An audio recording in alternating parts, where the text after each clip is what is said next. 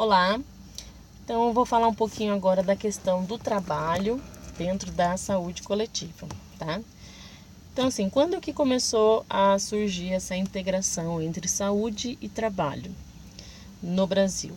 Na Constituição de 1988, no artigo que fala sobre o SUS, ela já coloca a saúde do trabalhador como uma das competências do SUS. Então, executar várias ações, isso, aquilo, bem como as de saúde do trabalhador. Depois, em 1990, né, foi criada a Lei 8080, que é a Lei Orgânica da Saúde, propriamente dita, que também, né, não tinha como não ser assim, colocou a saúde do trabalhador como uma também das áreas das execuções a serem feitas pelo SUS, tá? Mas o que seria, propriamente dito, essa saúde do trabalhador? O que seria essa definição? Então, é toda ação, né, o conjunto de várias ações que visam, então, vigilância, né, epidemiológica, sanitária, promoção e proteção da saúde dos trabalhadores, recuperação, reabilitação daqueles trabalhadores que, porventura, sofreram agravos decorrentes do trabalho. Então, todas as ações que envolvem essa questão de vigilância, promoção, reabilitação, aplicadas ao trabalhador. Isso é a saúde do trabalhador. Aí, em 2012, para poder ficar mais certinho e criar uma política específica, né, não ser somente algo solto ali na Lei 8080, na Constituição, foi criada, então, a Política Nacional de Saúde do Trabalhador e da Trabalhadora. Eu acho que foi a Dilma. Tá, enfim, não sei. Não vou, neste momento, falar sobre isso. Essa política, então, qual seria a finalidade dela? Definir, digamos, colocar no papel o que já havia sido dito antes, né? Então, assim, definir princípios, diretrizes, estratégias, mas que então tivessem essa visão de atenção integral à saúde do trabalhador, certo? Dando ênfase na vigilância, mas então assim, finalidade, atenção integral à saúde do trabalhador. Muito bem. Os princípios e diretrizes dessa política, eles vão ser praticamente os mesmos que os princípios e diretrizes do próprio SUS. Não tem como fugir disso, né? Que uma coisa está dentro da outra. Então, universalidade, integralidade, participação social, descentralização, hierarquização, equidade. E aí só tem essa questão da precaução, de prevenção de acidentes, que é o que está um pouco diferente. Mas o resto é tudo bem parecido, tá? Os objetivos, então, então a gente falou da finalidade, que é a atenção integral à saúde do trabalhador. Princípios e diretrizes, né, que vão nortear, são os mesmos do SUS, praticamente. Agora, os objetivos. Isso, algumas palavras e alguns conceitos vão se repetir muito, tá? Mas é porque não tem muito o que mudar mesmo. Não tem muito o que acrescentar ou ser diferente. Então, por exemplo, já falei bastante de vigilância da saúde do trabalhador. Então, aqui, repetindo, um dos objetivos da política é fortalecer e integrar a vigilância da saúde do trabalhador com as outras vigilâncias que já existem, certo? Também promover a questão da saúde em ambientes de trabalho, não somente do trabalhador individual ali dentro do consultório, né? Mas visar os seus ambientes, seus processos de trabalho, né? Para que sejam saudáveis. Garantir a integralidade, né, da saúde do trabalhador e também ampliar esse entendimento da relação saúde e trabalho, né? Ou seja, a saúde do trabalhador é algo transversal, uma coisa tem a ver com a outra, tá? Ok. Isso aqui é importantíssimo também. Incorporar a questão de que o trabalho, ele é um determinante no processo de saúde e doença. Então, ou seja, não pode ser deixado de lado. Então, aquela parte da anamnese que a gente pergunta o que a pessoa faz, não é só curiosidade, também um pouquinho, mas porque o trabalho ele é um determinante no processo de saúde e doença da pessoa. Assim como se ela fuma, história familiar, enfim. O trabalho também é, tá? E isso tem que ser levado em consideração. O que mais? Isso, identificar, assegurar então que essa questão do trabalho, da situação de saúde do trabalho, isso seja levado em consideração no momento da intervenção em saúde. Seja uma intervenção individual, uma intervenção coletiva, né? Então, levar em consideração a questão do trabalho desta pessoa, desse grupo, certo? Ok. Aqui, só voltando, assegurar a qualidade de atenção também é uma coisa meio óbvia, né?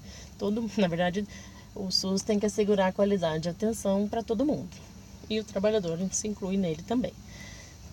Ok, agora as estratégias. Como assim estratégicas? Na prática, né? Porque até agora, bonitinho tudo que foi falado, mas na prática, como que isso acontece? De novo, repetindo, olha lá. Essa integração, incorporação da vigilância de saúde do trabalhador junto com as outras vigilâncias de saúde junto com a atenção primária. Então, integrar todo mundo.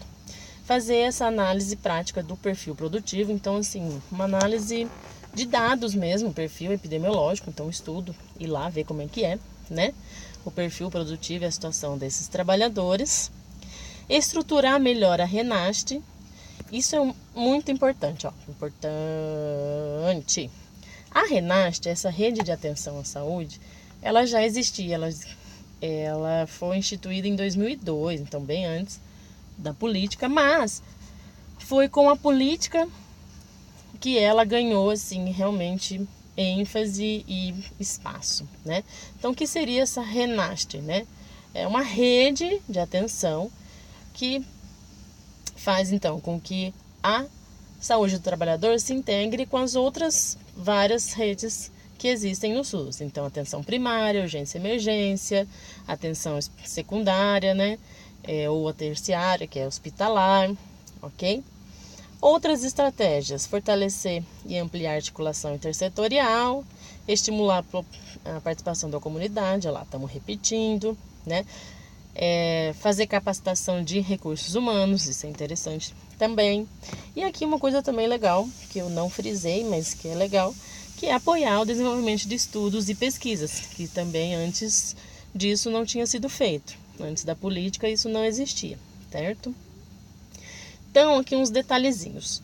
No artigo 7º, vai ocorrer essa questão da equidade do SUS, né? Só para lembrar, mais para quem precisa de mais, menos para quem precisa de menos, certo? E não é diferente também, então, aqui na questão das políticas da saúde do trabalhador. Ou seja, vamos priorizar pessoas e grupos em maior vulnerabilidade. Quem seriam essas pessoas? Aquelas que têm trabalho informal ou condições ruins de trabalho, ou atividades de risco, né?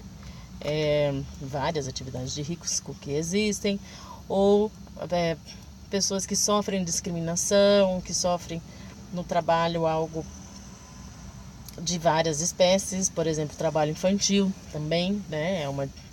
É uma forma de nociva, né? São uma situação nociva, certo? Então, mas o trabalho infantil é proibido, né? É proibido, mas existe. Então vamos combater, né? Então vamos priorizar e combater e enfim, mudar isso, tá? Aí também, mas relação informal, então CLT, quem não tá na CLT também conta, tá? Aliás, abre aspas, né? Abre um parênteses, que trabalhador não é só aquele que tem carteira assinada e que está trabalhando. Trabalhador é considerado qualquer pessoa que esteja trabalhando, seja a carteira assinada, seja de forma informal, então vendedor ambulante e afins, tá? Que estejam desempregadas, né? Que estejam, né? E à procura de emprego. Isso tudo é considerado trabalhador também, ok? Independente da relação de trabalho que ela esteja tendo, ok? Muito bem, fecha parênteses, voltando. Agora sim, então falar um pouquinho melhor da RENAST, tá? Então, a siglinha significa Rede Nacional de Atenção Integral à Saúde do Trabalhador. Ó, atenção integral, né? Política, muito bem. Uma coisa tem a ver com a outra. Então, essa rede nacional, ela foi desenvolvida, então, de forma articulada entre o Ministério da Saúde, as secretarias de Estado, né, de Saúde, o Distrito Federal e os municípios. Muito bem. Então, a RENAST, então, é uma rede nacional de informações e práticas de saúde, tá? E tem o propósito de implementar as ações. Ó, lembra que, ó, vigilância, prevenção, promoção da saúde. Isso, a política, né? O SUS tem que fazer isso, tal. Tá, mas quem que vai fazer isso? É a RENAST, entendeu? Quem que vai implementar, né, na prática é essa RENAST, tá certo? Tem como estratégia, ó, tem garantir atenção integral, né? Tá repetindo. Então, é como se fosse uma forma mais prática do negócio funcionar, tá? Então, o que ela é composta? Ela é composta, então, por centros estaduais e regionais de referência de saúde do trabalhador, são chamados os CERESTs, tá? E uma rede chamada de Rede Sentinela. O que é isso? São vários serviços de média e alta complexidade que vão diagnosticar os agravos da saúde e vão registrar no SINAM, tá? Existe rede sentinela também, por exemplo, de violência. Então, existem serviços que fazem essas notificações, né, de violência, por exemplo, no SINAM. Então, essa rede sentinela do trabalhador também existe. Então, são serviços de saúde, ambulatório, hospital, enfim, que tem também essa função de fazer esse diagnóstico de situações de acidente de trabalho e tudo mais, e alimenta o sistema de informação, tá? De notificação. Então, essas redes, a RENAST, CEREST, eles fazem o quê? Então, protocolos, linhas de cuidado, né? Estabelecem, publicam e fazem vários instrumentos que vão favorecer essa integração das ações, tá? E integrar todas essas redes, básica, secundária, terciária, municípios e outros serviços, tá? Ó, integralidade das ações, muito bem. Opa. Então, a CEREST, então falando melhor do que a CEREST, então é o Centro de Referência em Saúde do Trabalhador, tá? Não é uma coisa assim, cada estado tem um, tem vários, cada estado tem vários centros, né, de referência. Esse centro de referência, então, é o que vai dar essa retaguarda técnica especializada, né, para as ações. Então, por exemplo, vai fazer o apoio matricial. Então, assim como tem aquele apoio matricial em saúde mental, por exemplo, também, se eu preciso de um apoio matricial em saúde do trabalhador, é na CEREST que eu vou. Suporte técnico, educação permanente, assessoria ou coordenação dos projetos de assistência e, ó, de novo, promoção da vigilância e a saúde dos trabalhadores, tá? VISAT, aí, ó, falamos tanto de vigilância que ela tem um nominho só dela, que bonitinho. Vigilância em Saúde do Trabalhador. Então, também todas as ações e práticas que vão envolver a vigilância sobre os agravos relacionados ao trabalho. E tem como objetivo identificar o perfil da população. Ó, lembra, isso está tudo dentro da política, tá? E intervir nos fatores que são de risco, né? Ou para eliminá-los, ou para atenuá-los e controlá-los, tá? Então, o departamento, digamos assim, que faz a vigilância é o VISAT, tá?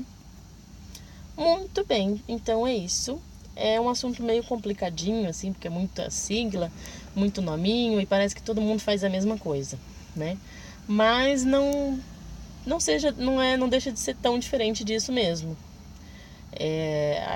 O fato é que assim, a gente tem um conceito, depois isso vai sendo escrito e vai sendo formatado em políticas, em redes, né? Que tem assim o mesmo perfil, mas que daí cada uma vai fazer uma coisa na prática, até chegar no campo, né? Sair do campo das ideias e chegar no campo das ações, né? Lá na prática do dia a dia. Tá certo? Ok?